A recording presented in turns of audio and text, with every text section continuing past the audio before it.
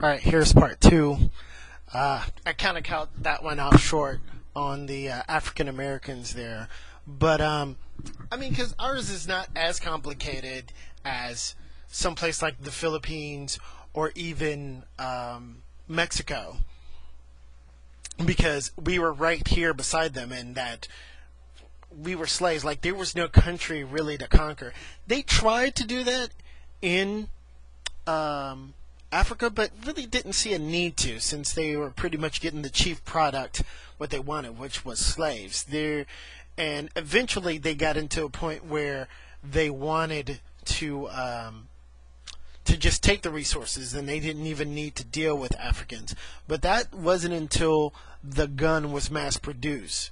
Because once they could mass produce the guns, then they could go to any country, no matter how physically fit, and that's the key thing, how physically fit you were at fighting, being a samurai, knowing kung fu, knowing how to run and jump, if you're an African warrior like a Zulu, and your athletic prowess, that a bullet will take that all away, and that's what happened with the Africans, as far as that concerned, is that they dealt with them in trade and really didn't see a need for missionaries per se, because, like I said, they were getting pretty much everything they wanted. They didn't see any reason to. But then, and also too, there was a thing about I read in several books that another reason why Europeans couldn't really take over Africa is that the malaria and the other diseases that they would catch,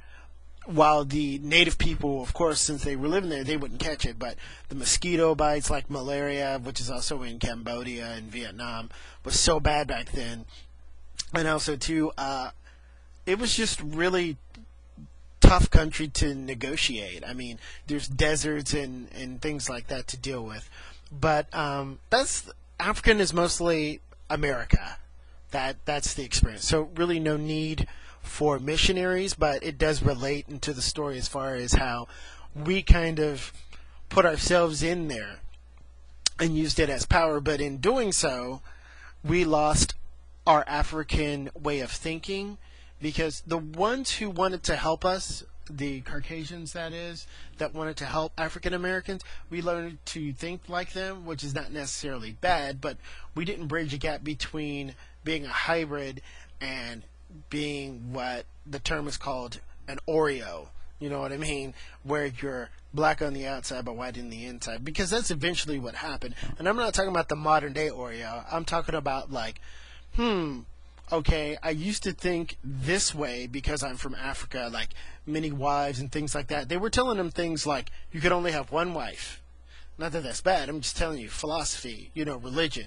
Okay, you have to do this, you have to do that. So in doing that, during the decades and during the centuries, and following Christianity, you give your money, because there were some even Africans who went to white churches because they didn't care about what color of your skin.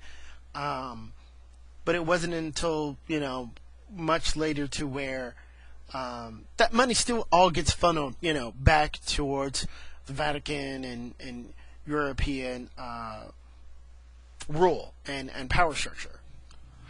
So how did the Japanese get it right? Well, let's bring in other races in here right quick. The Chinese, if you look at, and this kind of goes into modern day, the Japanese are more like Americans, the Chinese are more like British. For example, Japanese are more like into rock and rap music, and Chinese are more classical music and, should I say, more refined arts and that sort of thing. It's really from their influence of those two who actually conquered them. For I believe it's for the Vietnamese, it's the French. If anybody knows about Vietnamese, they actually have like a lot of French spices, French food. They like baguettes and French bread and French rolls and things like that. And that's pretty much indigenous. They almost think of that as indigenous, because they were conquered by the French. So like I said, we didn't really conquer Japan until World War II. Other than that, they were an independent power on their own because of their fighting arts and things like that. So, were there missionaries in, the history of Japan? Yes, and many, because the same thing happened with the other two countries I've named.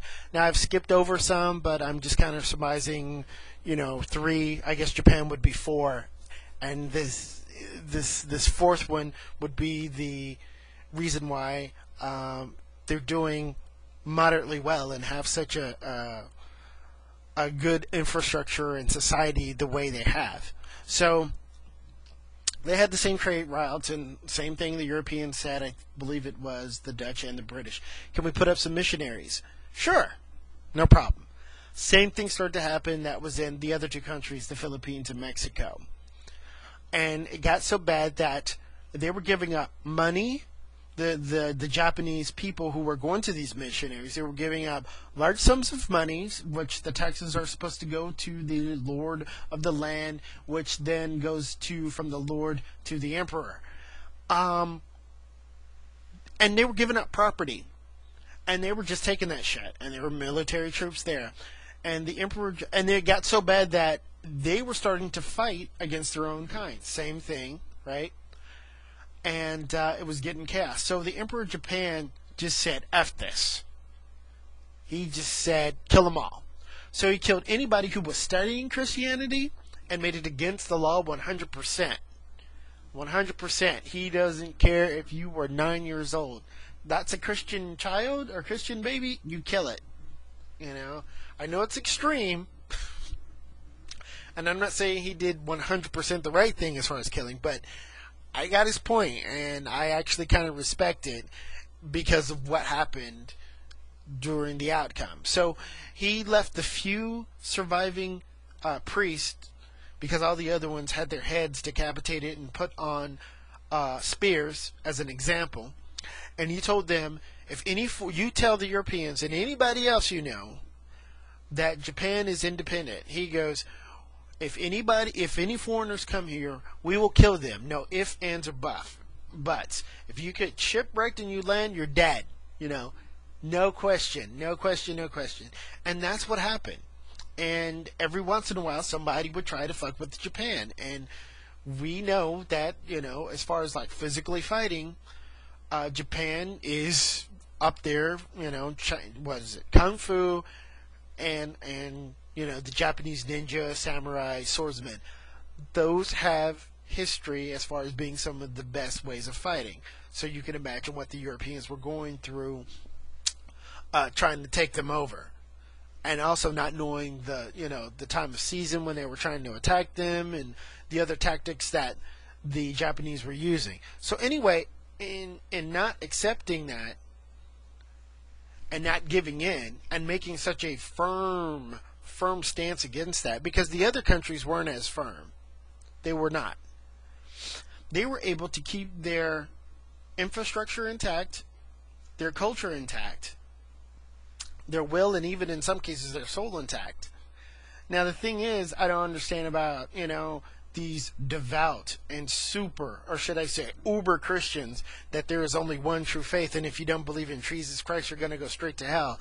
Here's the problem I have with it, is that if there's a child that is born, he gets a job, he goes to school, goes to college, gets married, has a job, lives for 40 years, he has kids, they have grandkids, he's lived his life, has done no evil. You're going to tell me he's going to go straight to hell just because he doesn't believe in Jesus Christ? That's fucking bullshit. I do not believe that shit at all. If you are a good person, and I do believe that, if you're a good person and you do good and you do right by those things, and I don't even mean like good as in like you don't lie, because people lie, cheat, and steal. I'm talking about inherently evil, like you kill a baby or you murder somebody. That's some shit that might take you to hell. But I'm talking about, if you lie on your taxes and you're Chinese or Japanese, or if you lie that you slept with somebody and you're, Indian, and you know what I mean, you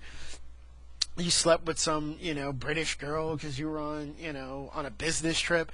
I don't think you're gonna go to hell for that. That's fucking extreme. But no, they want to believe that. So I'm done.